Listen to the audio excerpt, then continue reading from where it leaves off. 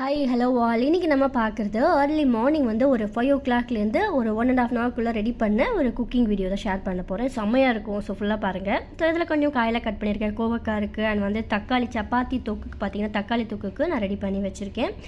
And மெயினாக நான் இப்போ காட்டிகிட்டு இருக்கிறது மொத்தம் ஒரு 6 மல்டிகிரெயின்ஸ் அதில் இருக்கும். ஸோ அதில் பொட்டுக்கடலை ஸோ என்ன இருக்குது அப்படின்றத ஒரு ஃபுல் வீடியோலேயே நான் vlogல ஷேர் பண்ணியிருப்பேன். இதோட லிங்க் வந்து நான் கொடுத்துருக்கேன், செக் பண்ணி பாருங்கள்.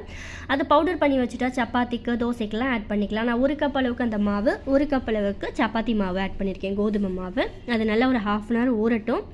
அண்ட் தக்காளி தொக்குக்கும் கொஞ்சம் ஆறணும், அதுக்கப்புறம் அரைச்சிக்கலாம். இங்கே மீல் மேக்கர் வந்து பிரணக்குட்டி ஸ்நாக்ஸ்க்காக நான் ரெடி பண்ணுறேன். சூப்பராக இருக்குங்க. அதுவும் அந்த பீஸா டாப்பிங்ஸோட வேறு லெவலில் இருக்கும். சாப்பிடும்போது அவனுக்கு அவ்வளோ பிடிக்கும்.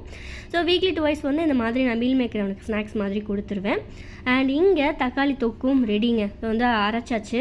அண்ட் இப்போ காட்டிகிட்ருக்கிற இந்த ட்ரிங்க் வந்து 100% ஹெல்த்தியான ட்ரிங்க். இது என்ன அப்படின்றத நாளைக்கு ஒரு பெரிய vlog போட போகிறேன், அதில் ஆட் பண்ணுறேன்.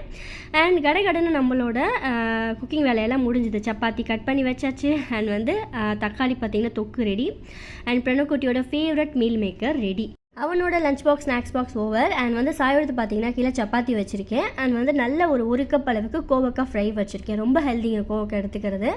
அண்ட் அதுக்கப்புறம் எவ்வளோ வேணுமோ அந்தளவுக்கு தக்காளி தொக்கும் சாய்க்கு வச்சாச்சு. ஸோ லஞ்ச் பாக்ஸ் எல்லாம் முடிஞ்சது. இந்த மாதிரி நிறைய vlog வேணும்னா நம்ம சேனலை ஃபாலோ பண்ணிக்கோங்க. பாய்.